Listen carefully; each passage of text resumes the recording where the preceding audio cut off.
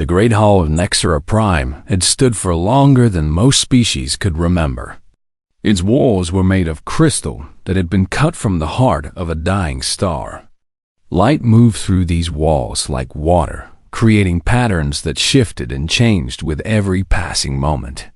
This was the seat of the Galactic Council, the place where the 12 most powerful species in the known universe gathered to make decisions that affected billions of lives. On this day, representatives from all 12 species had come together. They sat in a circle, each one on a throne designed for their particular body shape. Some were tall and thin like shadows given form. Others were massive creatures of stone and metal. A few appeared almost human, though their eyes glowed with strange colors and their skin shimmered like oil on water. Admiral Kethvorn of the Zervani Empire stood at the center of the circle.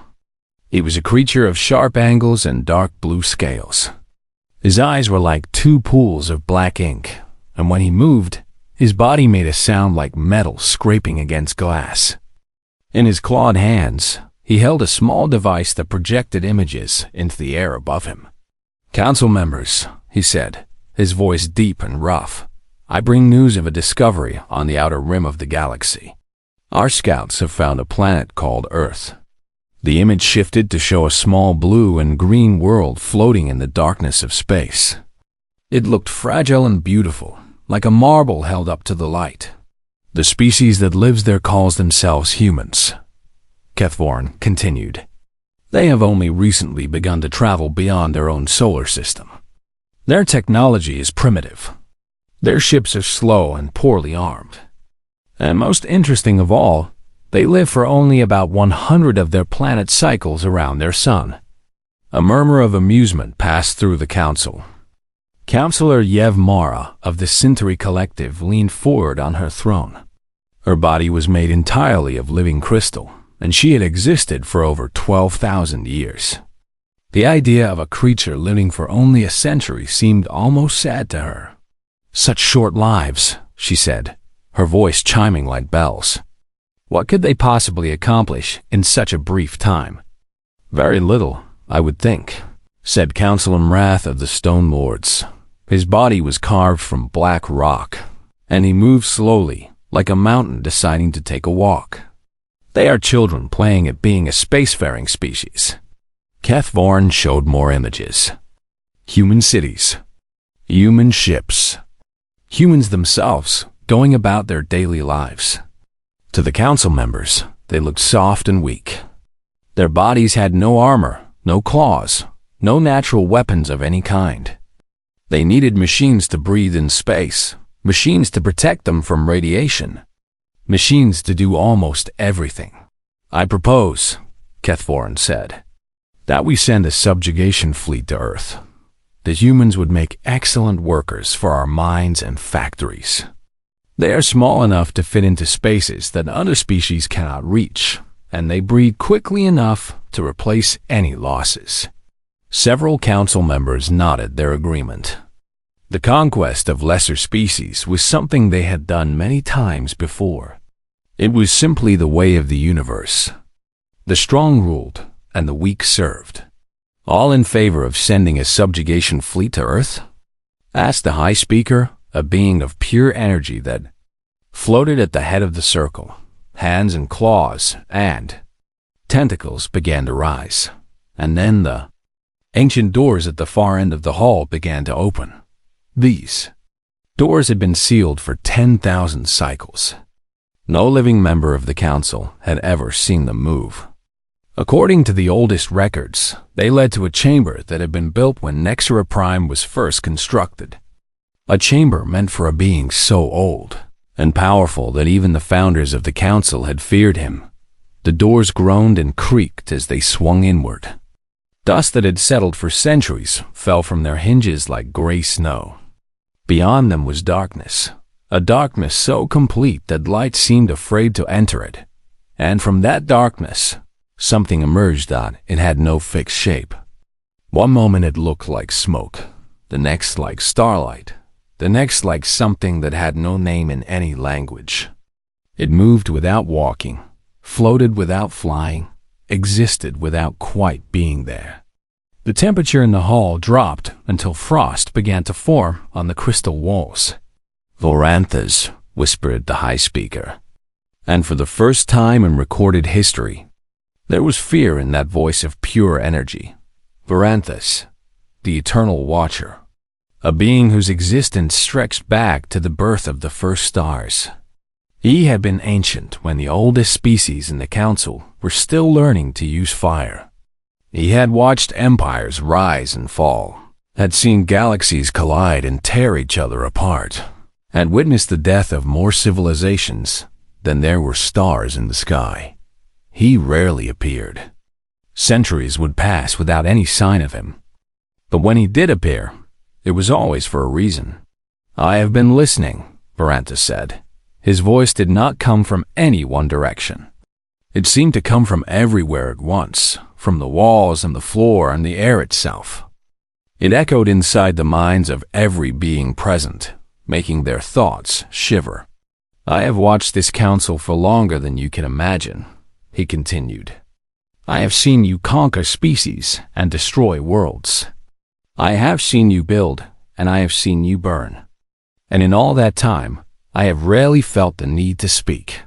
He moved closer to the center of the circle, and the council members drew back from him.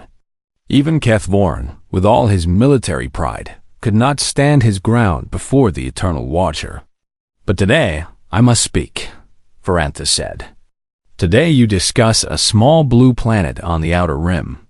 You discuss the creatures who live there, creatures with short lives and soft bodies and primitive technology. You look at them and see only weakness. You see only an opportunity for conquest." His form shifted, and for just a moment, he looked almost human. 2 arms, 2 legs, a face with eyes that held the light of dying stars. "I have watched that planet for a long time," he said. "I have watched those creatures crawl out of the mud and reach for the sky. I have watched them make war on each other with sticks and stones, and then with fire and metal, and then with weapons that could crack the world open like an egg. And I have watched them survive every disaster, every plague, every catastrophe that should have destroyed them." He turned to face Counselor Yevmara, who had laughed at the shortness of human lives. "You ask what they can accomplish in 100 cycles," he said. "I will tell you. They accomplish everything, because they know they have no time to waste. Because every moment of their existence burns with a fire that longer-lived species cannot understand." He looked at each council member in turn, and each one felt as if he was looking into their very soul. "I have seen civilizations that spanned galaxies crumble to dust," Voranthas said. "I have seen species that lived for millions of years fade away and be forgotten. And I tell you now, with absolute certainty, with every fragment of wisdom I have gathered across 1,000,000 years of watching, do not provoke the humans of Earth. Do not attack them. Do not threaten them. Do not give them any reason to see you as an enemy." He paused, and the silence in the hall was so complete that it seemed to have weight. "Because if you do," he said, "you will learn why they have survived everything that has ever tried to destroy them. And you will not like the lesson." Then he was gone. He did not walk away or fade or disappear. He was simply there one moment and not there the next, as if he had never existed at all. The council sat in stunned silence for a long moment. The frost on the walls began to melt, running down the crystal in thin streams of water. Then Counselor Yevmara laughed. It was a nervous laugh, but it broke the spell that Voranthas had cast over them. "A warning from an ancient ghost," she said. "Impressive theater, but nothing more. We cannot let fear of primitives stop us from expanding our influence." Kethvorin straightened himself, trying to regain his dignity. "I agree. The humans are weak. Their ships are few. Whatever the Eternal Watcher may believe, the facts are clear. They cannot stand against the might of the Galactic Council." The High Speaker called for a vote. 8 species voted in favor of sending the subjugation fleet. 4 voted against, but their objections were overruled. The decision was made. 300 warships would be sent to Earth under the command of Supreme Commander Drethkon. The humans would be conquered, enslaved, and put to work for the glory of the Council. In the darkness of his ancient chamber, Varanthas watched and waited. He had given his warning. He had done all he could do. Now he could only watch as the Council made the greatest mistake in its long history, and somewhere on a small blue planet on the outer rim of the galaxy, the humans went about their daily lives, unaware that their entire existence was about to change forever. Captain Daniel Hayes was drinking his 3rd cup of coffee when the alarm sounded. He was tired. His patrol near Neptune had been quiet for weeks, and the silence of deep space had a way of making a man sleepy. But the moment that alarm began to wail, every trace of tiredness vanished from his body. He set down his coffee cup and moved to the sensor station, where Lieutenant Nathan Price was already working. Nathan was young, barely 25 years old, with red hair and a face full of freckles. But he was the best sensor operator in the fleet, and right now his face was pale with shock. "Captain," Nathan said, his voice shaking slightly, "you need to see this." Daniel looked at the screen. At first, he did not understand what he was seeing. There were too many dots, too many signals, too much of everything. Then his brain caught up with his eyes, and he felt his stomach drop. "How many?" he asked. 300, sir. Maybe more. They just appeared out of nowhere, like they dropped out of some kind of faster-than-light travel. Daniel stared at the screen for a long moment. 300 ships. The entire United Earth Defense Force only had 47 vessels, and most of those were small patrol craft like his own. Whatever was coming toward them was not here to talk. "Open a channel to Earth Command," he ordered. "Priority 1. This is not a drill." The message took several minutes to reach Earth, and several more minutes for the response to come back. In that time, Daniel watched the alien fleet on his sensors. The ships were huge, much larger than anything humans had ever built. They moved in perfect formation, like a flock of birds made of metal and fire. Finally, the response came. The face of Director Laura Mitchell appeared on the screen. She was a woman in her late 50s, with gray hair cut short and eyes that had seen too many crises to be easily shaken. But even she looked worried when Daniel told her what he had found. "Are you certain about the numbers?" she asked. "Yes, ma'am. 300 ships, possibly more. They're heading directly for Earth at a speed our ships can't match." Larva was quiet for a moment. Daniel could see her thinking, could see her weighing options that had no good answers. "How long until they reach Earth?" she asked. "At their current speed, 18 days. Get back here as fast as you can, Captain. We're going to need every ship we have." The channel closed, and Daniel turned to his crew. They were all looking at him, waiting for him to tell them that everything would be okay. He wanted to lie to them. He wanted to say that this was just a misunderstanding, that the aliens were coming in peace, that there was nothing to worry about. But Daniel Hayes had never been good at lying. "You all saw the same thing I did," he said. "Something is coming, and it's not coming to make friends. We're heading back to Earth at maximum speed. I won't lie to you. The next few weeks are going to be hard. But we're going to face them together, and we're going to fight with everything we have." The crew nodded and got to work. There was fear in their eyes, but there was also determination. That was something Daniel had always admired about humans. They might be afraid, but they never let fear stop them from doing what needed to be done. Back on Earth, Director Laura Mitchell had no time for fear. The moment Daniel's message came through, she activated the global defense protocols. Within hours, leaders from every nation on Earth were gathered in a virtual meeting, their faces filling dozens of screens in the command center beneath the Rocky Mountains. "We have 18 days, Laura told them. 18 days to prepare for an invasion by a force that outnumbers us at least 6 to 1. I won't pretend that our odds are good, but I will tell you this. We are not going to give up. We are not going to surrender. We are going to fight, and we are going to make them pay for every inch of space they try to take from us. The leaders agreed. They had no choice. Whatever differences they might have had in peacetime, they all understood that this was a threat to the entire human race. If they could not stand together, they would fall alone. Across the planet, the machinery of war began to turn. Factories that had been producing cars and televisions and refrigerators switched to making weapons and armor and ammunition. Ships that had been designed for exploration were refitted for combat.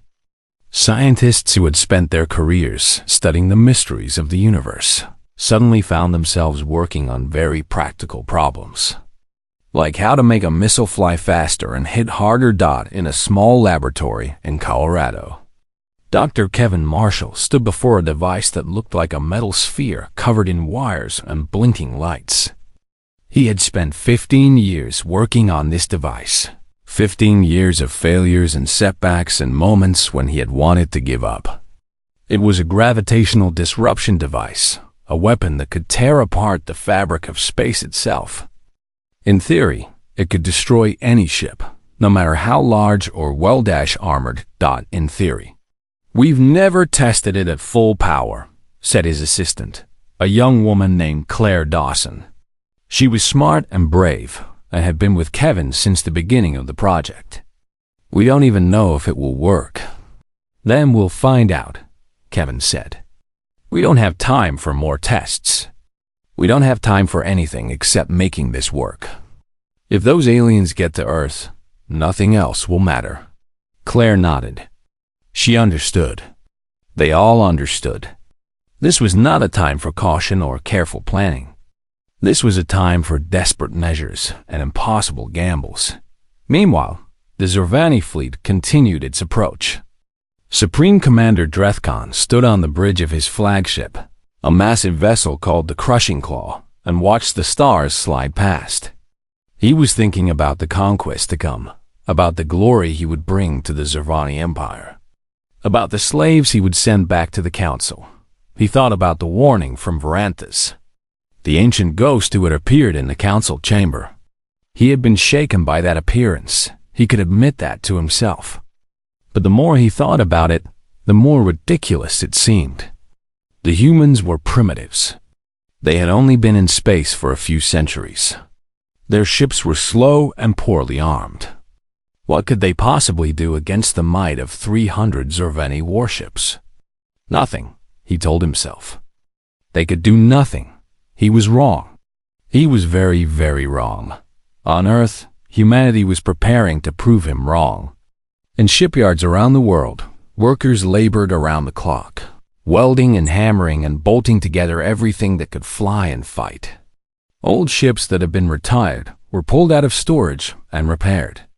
New ships that had been only half-finished were rushed to completion. Director Laura Mitchell slept only a few hours each night. She was everywhere at once, it seemed, checking on progress, solving problems, making decisions that would affect millions of lives. She pushed herself harder than she had ever pushed herself before, and she pushed everyone around her just as hard. "We're not going to win this by being careful," she told her staff. "We're going to win this by being willing to do whatever it takes. I don't care about regulations. I don't care about budgets. I don't care about anything except making sure that when those aliens arrive, they find a fight waiting for them." Nathan Price, who had been the first to spot the alien fleet, was now assigned to the tactical center. He spent his days studying everything they knew about the approaching ships, looking for weaknesses, looking for any advantage that might help even the odds. "Their shields are strong," he reported to Lavra. "Our standard weapons probably won't get through, but there might be a way. If we can hit them with enough concentrated fire at exactly the right point, we might be able to overload their systems." "Might?" Lavra asked. "It's the best I've got, ma'am." Lavra nodded. Then we'll work with might. Get me a list of our most accurate gunners. We're gonna need them.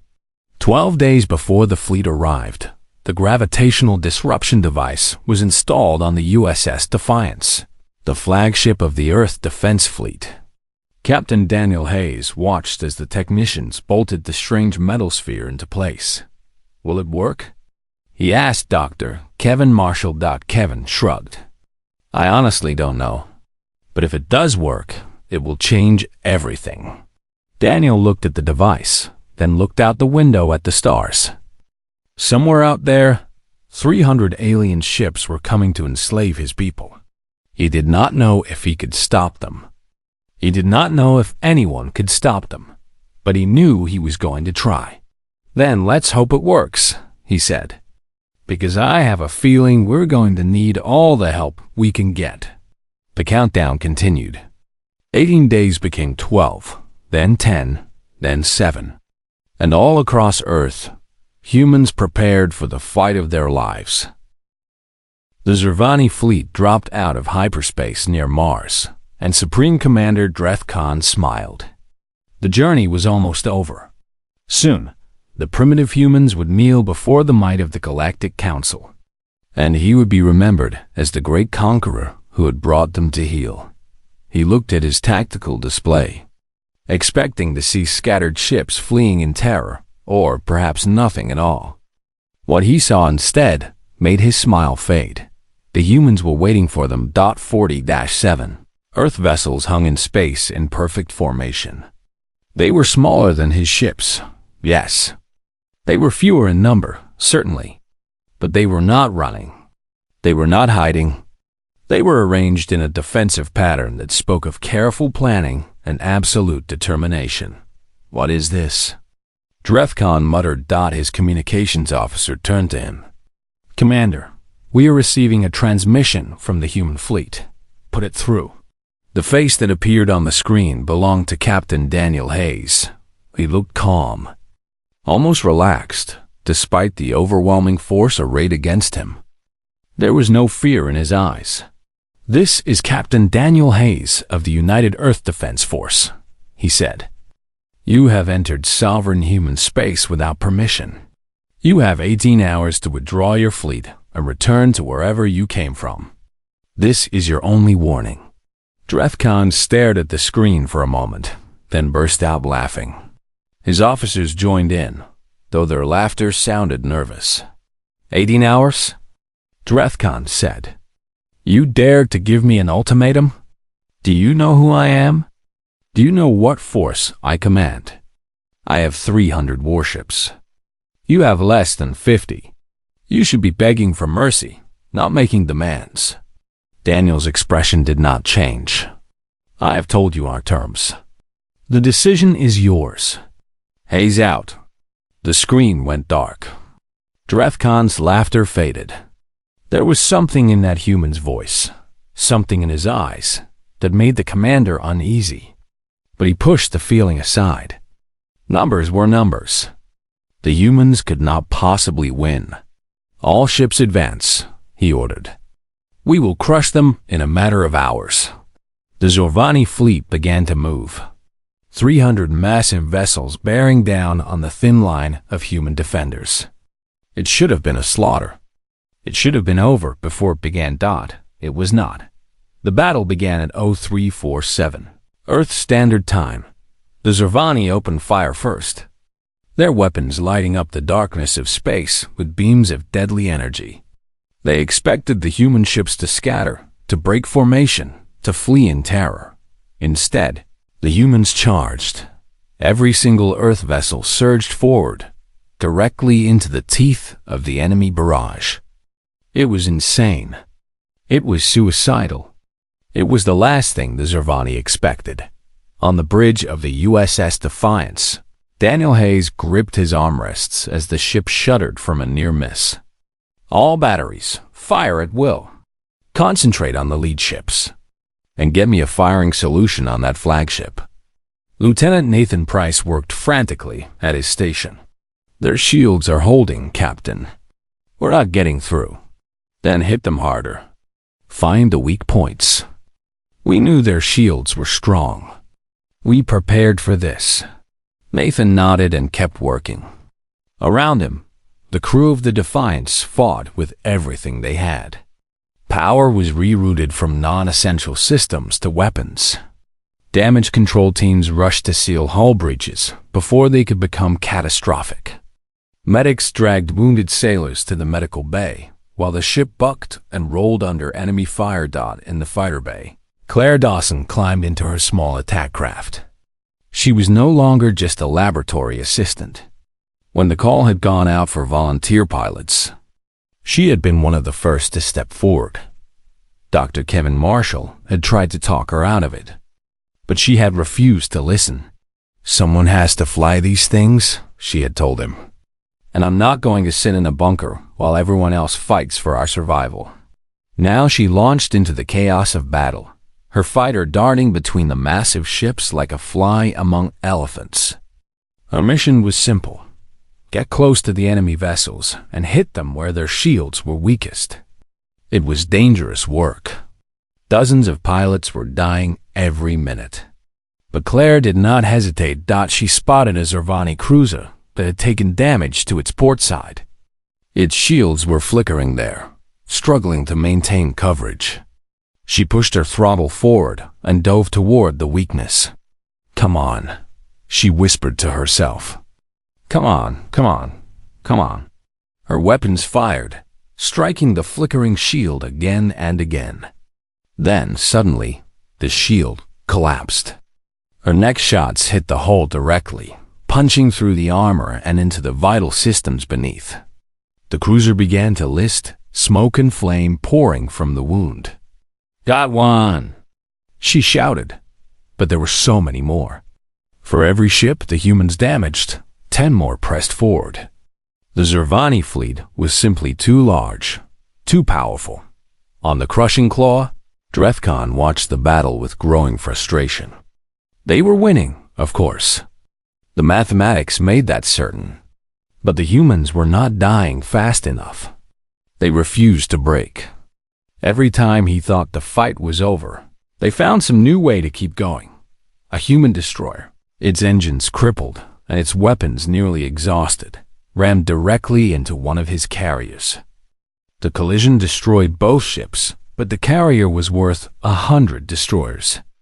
It was an insane trade, a desperate act of suicide. And yet the humans seemed willing to make that trade over and over again. "They are mad," he muttered. "Completely mad." His tactical officer shook his head. "Not mad, Commander. They are simply refusing to give up. I do not understand it, but I cannot deny it."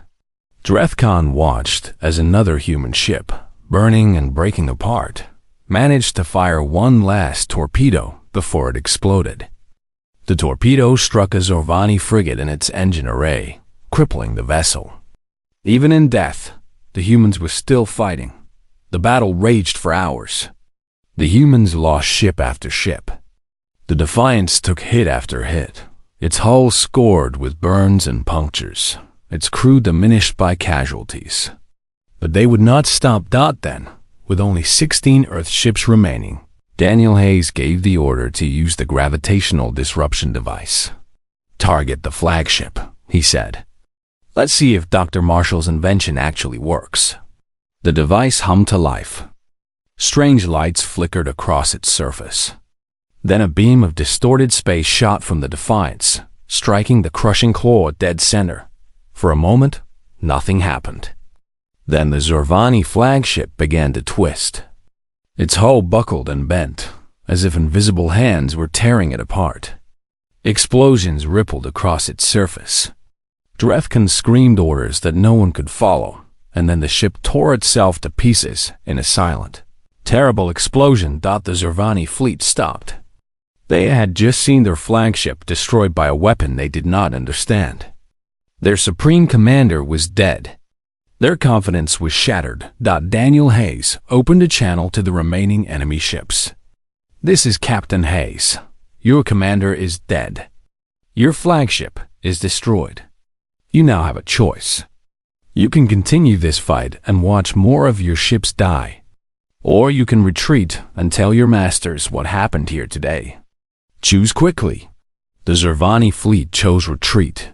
They pulled back, regrouping near Mars, their formation broken, their spirits crushed.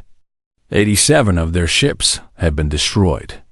The humans had lost 31 of their own, leaving only 16 operational vessels.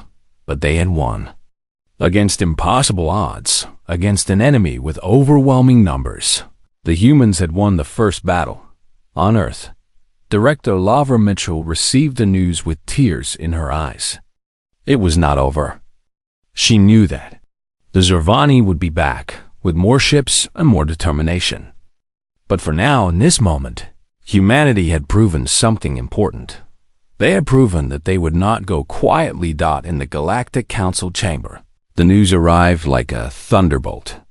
Counselor Yevmara demanded an explanation. How could primitive creatures, living their short little lives, defeat nearly a third of the subjugation fleet? And in the darkness of his ancient chamber, Varantas watched and waited. He had warned them. He had told them the truth. Now, perhaps, they would begin to understand. The humans were not weak. They were not soft. They were survivors, and they were just getting started. The Galactic Council was in chaos. Counselors shouted at each other across the Crystal Hall, their voices echoing off the ancient walls.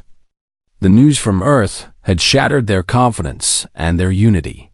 87 ships lost. Supreme Commander Drethkon dead. A weapon that could tear apart a flagship with a single shot. Counselor Yevmara stood at the center of the storm, demanding answers that no one could give. How is this possible? She shouted. They are primitives. They live for barely 100 cycles. How could they destroy our fleet? No one had an answer. No one except the ancient presence that materialized once again in the council chamber. Varantas stood before them, his form shifting and flowing like smoke caught in a wind. The counselors fell silent. They had laughed at his warning before. They were not laughing now. "I warned you," he said, his voice filling every corner of the room. "I told you not to underestimate them. You did not listen. Perhaps now you will. What are they?" Counselor Mrath of the Stone Lords asked. His voice was quieter than usual, humbled by the reports he had read. What makes them different from every other primitive species we have conquered? Varantas was silent for a moment. When he spoke, his words carried the weight of eons. "They burn," he said. "Every species I have ever watched has a fire inside them, a drive to survive and grow and become more than they were. But in most species, that fire burns slowly, carefully, measured across thousands of years of gradual progress. The humans are different. Their fire burns hot and fast, consuming everything in its path." He moved closer to the counselors, and they drew back despite themselves. When you push most species to the edge of destruction, they give up. They accept their fate. But humans do not accept. They do not surrender.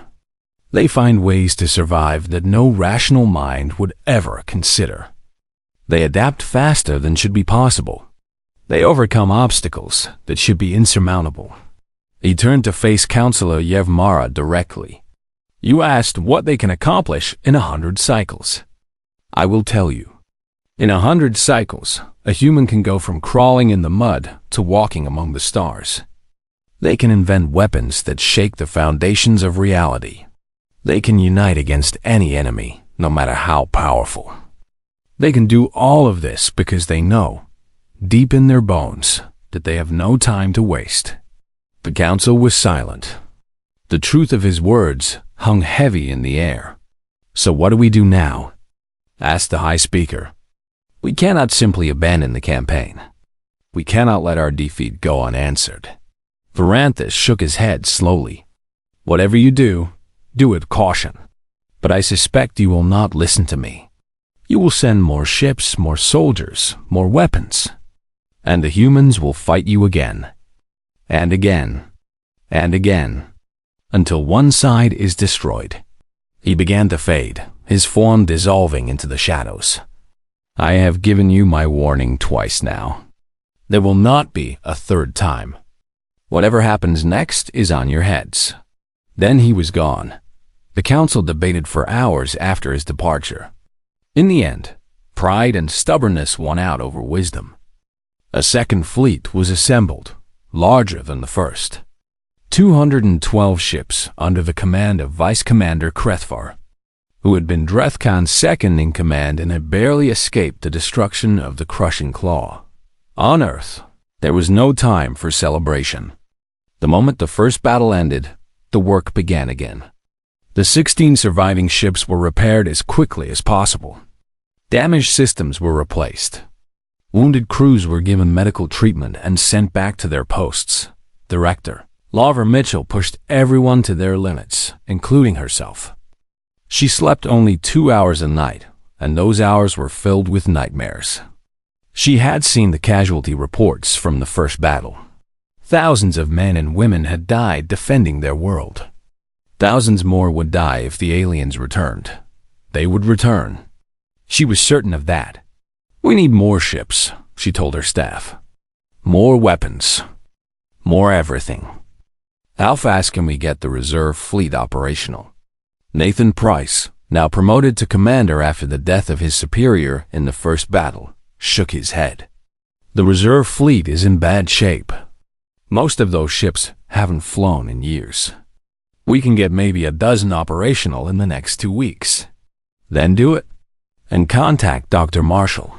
We need more of those gravitational weapons. Dr. Kevin Marshall had been working without rest since the first battle. His device had worked, had done exactly what it was supposed to do. But building more of them was not easy.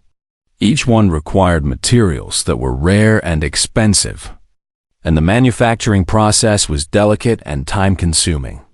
I can give you 3 more devices in 2 weeks, he told Lavra. Maybe 4 if everything goes perfectly. But that's the limit. Make it 5, Lavra said. I don't care what it takes. Kevin nodded. He understood. They all understood. This was not a time for excuses or limitations. This was a time for miracles. While the adults worked, the children of Earth watched the stars with new eyes. They had grown up in a world where space was a place of wonder and exploration. Now it was a battlefield. Schools taught emergency procedures alongside reading and mathematics. Parents told their children stories about the brave soldiers who had fought and died to protect them. And everywhere, in every city and town and village, people prayed for a victory that seemed impossible. 12 days after the first battle, the second Zervani fleet arrived. Captain Daniel Hayes, still commanding the Defiance, watched them appear on his sensors. 212 ships. They had lost 87 in the first battle and still come back with more than enough to finish the job. All ships report status, he said. The responses came in one by one. 12 Earth vessels were operational, 4 more than before thanks to the heroic efforts of the repair crews. It was still not enough. It would never be enough. But Daniel had not survived this long by worrying about odds. This is Captain Hayes to all ships, he said, his voice calm and steady. They came here thinking we were weak. They thought our short lives made us fragile. They were wrong. We burn bright because we burn fast. Today, we show them what that fire can do. All ships engage at will. The second battle was longer and bloodier than the first. The Zorvani had learned from their mistakes. They stayed in tight formation, covering each other's weaknesses. They targeted the ships carrying the gravitational weapons first, trying to destroy them before they could fire. Lieutenant Claire Dawson, who had survived the first battle through a combination of skill and luck, found herself alone against 5 enemy fighters. Her weapons were nearly empty. Her shields were failing, but she refused to run. Come on then, she whispered as the enemy closed in. Let's see what you've got. She dove toward the nearest fighter, rolling and spinning to avoid its fire. At the last moment, she pulled up and fired her remaining missiles directly into its cockpit. The fighter exploded, and she flew through the debris, emerging on the other side with scorch marks covering her hull. But there were still 4 more. And her weapons were now completely empty. Claire did not hesitate. She aimed her fighter at the largest of the remaining enemies and pushed her throttle to maximum. "Tell my family I loved them," she said into her radio. Then she ran the enemy ship at full speed. The collision destroyed both vessels. Claire Dawson, laboratory assistant turned fighter pilot, gave her life to save her world. She was 24 years old. On the Defiance, Captain Daniel Hayes watched her sacrifice on his tactical display.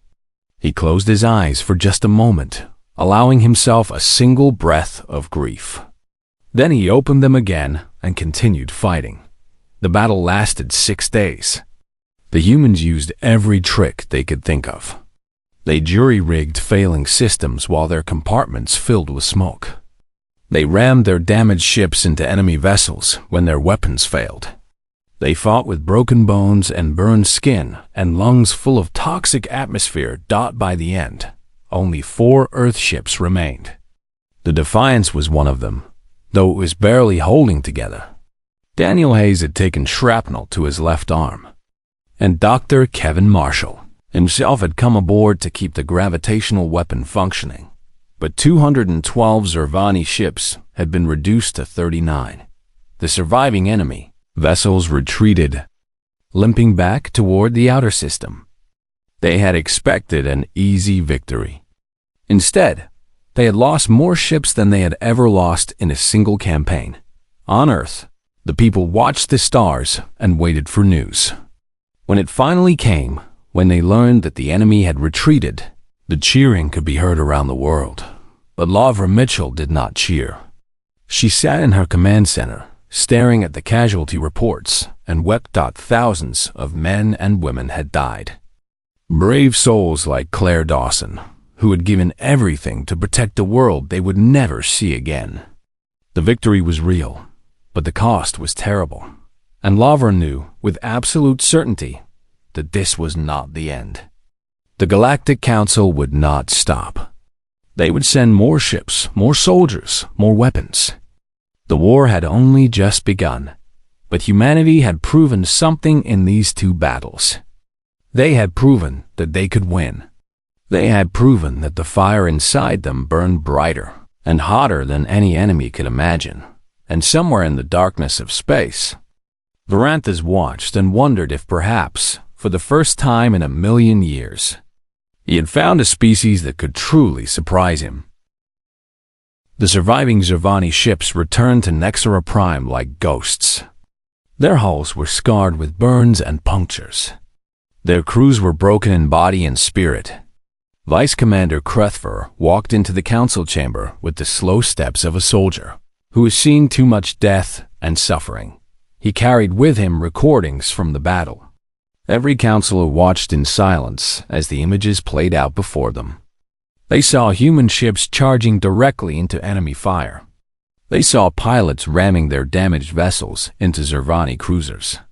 They saw engineers sealing hull breaches with their own bodies, buying precious seconds for their comrades to escape. They saw Claire Dawson, a young woman with fire in her eyes, flying her fighter into an enemy ship rather than retreat. When the recordings ended, no one spoke. The chamber was silent, except for the soft hum of the crystal walls. Counselor Yevmara, who had laughed at the warning of Varanthas, who had dismissed humans as primitives with laughably short lives, stared at the empty space where the images had been. For the first time in her ancient existence, she had no words. "They are not a species to be conquered," Krethfer said. His voice was hollow, empty of the pride that had once filled it. "They are a force of nature, a storm given flesh and will. I have fought wars across 100 worlds. I have never seen anything like them." The High Speaker turned to address the council. We sent over 500 ships against a planet with barely 50 defenders. We lost more than half of our fleet. What do we do now?" No one had an answer. 3 months passed. On Earth, humanity rebuilt and healed. The 4 surviving ships from the second battle were repaired. New vessels were constructed to replace those that had been lost. The gravitational disruption device was refined and improved, making it smaller and more powerful. But Director Laura Mitchell was thinking about something other than war. She sat in her office beneath the Rocky Mountains, staring at reports that detailed everything humanity knew about the Galactic Council. 12 species, each with their own history and culture and way of life. They had built an empire that spanned thousands of light years. They had technologies that humans could barely understand, and they had chosen to attack Earth without provocation, without negotiation, without any attempt to communicate. Lavra thought about what that said about them. She thought about fear and pride, and the way powerful nations sometimes treated weaker ones. She thought about her own history, about the terrible things humans had done to each other over the centuries, and she made a decision. "I want to go to them," she told her staff. "I want to speak to the council directly." Captain Daniel Hayes, his arm still bandaged from his wounds, stared at her in disbelief. "You want to walk into the heart of the enemy's territory? They'll kill you the moment you arrive." "Maybe," Lavra said. "Or maybe they'll listen. We've proven we can fight. We've proven we can't be conquered easily. Now I want to prove something else. I want to prove that we're more than just warriors. I want to prove that we can be something better." Daniel shook his head, but he did not argue. He had seen too much to doubt Laura Mitchell's judgment. 3 weeks later, a single human diplomatic vessel departed Earth. It was unarmed, carrying no weapons of any kind. Its crew consisted of Laura Mitchell, Daniel Hayes, and a small team of translators and advisors. The journey to Nexera Prime took 12 days. Every moment of those days, Lavra expected to see enemy ships appear on their sensors, expected to feel the impact of weapons fire, expected to die in the cold darkness between the stars. But no attack came. The Galactic Council, it seemed, was curious about these humans who refused to act the way conquered species were supposed to act. When the human vessel arrived at Nexera Prime, it was escorted to a docking bay by a squadron of council ships. Lavra and Daniel stepped out to find themselves surrounded by armed guards representing all 12 species. The guards did not attack, but their weapons were ready. "Take us to your council," Lavra said. "We have much to discuss." The guards led them through corridors made of crystal and metal, past chambers filled with strange machines and stranger creatures. Finally, they arrived at the Great Hall where the council met. The 12 counselors were waiting for them. They sat on their thrones in a circle, looking down at the 2 humans who stood in the center of the room. There was curiosity in their eyes, and fear, and something that might have been respect. Laura Mitchell stood straight and tall. She showed no fear, even though she was surrounded by beings who could kill her with a thought. "You attacked our world without provocation," she said. "You sent armies to enslave our people. You killed 3 million of our citizens. By any measure of justice, we would be within our rights to seek revenge." The counselors shifted uneasily. They had expected threats, demands, perhaps a declaration of war. They had not expected this quiet calm. "Instead," Lavra continued, "we offer you membership. Not as subjects, but as partners. Not as conquered peoples, but as equals. Join the United Earth Alliance. Help us build something better than what existed before." Silence fell over the chamber. The counselors looked at each other, unable to believe what they were hearing. "You would offer us alliance?" Counselor Yevmara asked. "After everything we did to you?" "Yes," Lavra said simply. "Because holding on to hatred would only destroy us both.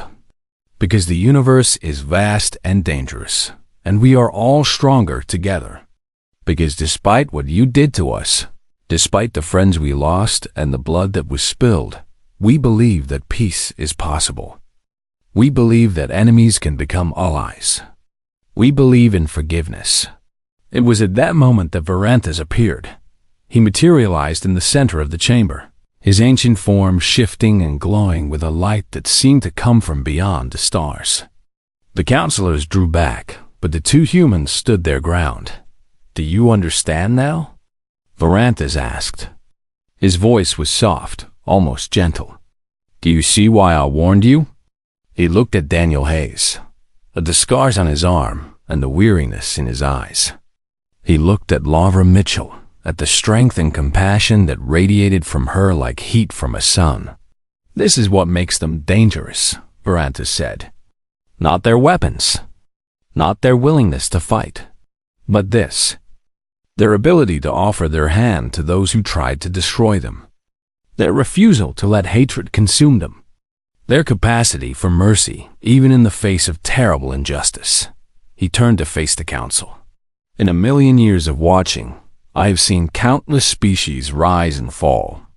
I have seen empires built on conquest crumble into dust. I have seen civilizations tear themselves apart with war and hatred. But I have rarely seen what I see here today. A species that wins a war and then offers peace. A species that defeats its enemies and then asks them to be friends." He looked at Laura Mitchell with something that might have been admiration. "That is why you should never underestimate Earth," he said. "Not because they can destroy you, though they can, but because even after everything you do to them, even after all the pain and death and suffering, they will still offer you their hand. They will still believe in the possibility of something better." The council voted that day. Unanimously, they chose to accept humanity's offer. In the years that followed, the 12 species of the old council joined with Earth to form something new. Other species heard about what had happened, heard about the humans who had fought off an empire and then offered peace, and they too asked to join. The United Earth Alliance grew and expanded, becoming something larger and more beautiful than any single species could have built alone. Daniel Hayes retired from military service and spent his remaining years teaching at a school for young diplomats. He told his students about the war, about the battles and the sacrifices, but mostly he told them about the peace that came after, about the power of forgiveness, about the importance of seeing enemies as potential friends. Laura Mitchell served as the first president of the Alliance, guiding the new confederation through its early years. When she finally stepped down, she was honored by all 12 of the original council species, who had once seen her as an enemy and now saw her as a hero. Dr. Kevin Marshall continued his research, developing new technologies that benefited all member species. He never forgot Claire Dawson, the young woman who had given her life in the Second Battle. He named his greatest invention after her, the Dawson Drive, a new form of faster-than-light travel that allowed ships to cross the galaxy in days rather than weeks. And Varanthus, the Eternal Watcher, finally found peace. For a million years, he had watched civilizations rise and fall, had seen the same patterns repeat themselves over and over again. Conquest and war, hatred and destruction. But humanity had shown him something different. They had shown him that it was possible to break the cycle, to choose peace over vengeance, to build instead of destroy. On the day that the 100th species joined the Alliance, Varanthus appeared one last time before the assembled representatives. "I have watched the universe for longer than any of you can imagine," he said. "I have seen wonders and horrors beyond description, but I have never seen anything quite like this. A galaxy united not by conquest, but by choice. Not by fear, but by hope. And it all began with a small blue planet on the outer rim, inhabited by creatures who lived such short lives and yet accomplished such incredible things.